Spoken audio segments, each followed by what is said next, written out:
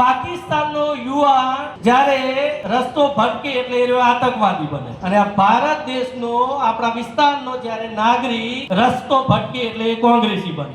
આ વિસ્તારના યુવાઓ ક્યાંક ના ક્યાંક રસ્તો ભટકી ગયા છે। આપણો પાડોશી દેશ કયો છે ખબર છે બધાને?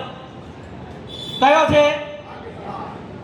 પાકિસ્તાનનો યુવા જ્યારે રસ્તો ભટકે એટલે એ આતંકવાદી બને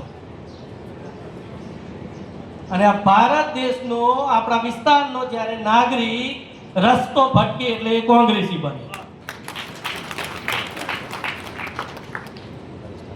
આ કોંગ્રેસી ના બની જાય। અમારા વડીલોએ જે મેં ફરીથી અગાઉ કીધું ફરીથી કહું છું, આ વિસ્તારના વિકાસની ચિંતા કરવી હોય, આપણા સમાજનું કલ્યાણ કરવું હોય તો આ યુવા ના ભટકી જાય એ ચિંતા તમારે કરવાની। આ દેશના યશસ્વી પ્રધાનમંત્રી નરેન્દ્રભાઈ મોદી સાહેબની વિકાસની ટાંકી ભરેલી છે કે વિકાસના ચોકી આપણે અહીંયા સુધી વિકાસ કેટલો કરવો, એની ચેનલ કેટલી બનાવી એ તમારા હાથમાં છે। અહીંયા તાલુકા પંચાયત જિલ્લા પંચાયતના ઉમેદવારની ચેનલ બને, ધારાસભ્ય હોય અને ધારાસભ્ય મુખ્યમંત્રી સાહેબને કહે, મુખ્યમંત્રી સાહેબ મોદી સાહેબને કહે એટલે આપણું એક પણ કામ અહીંયા ના અટકે।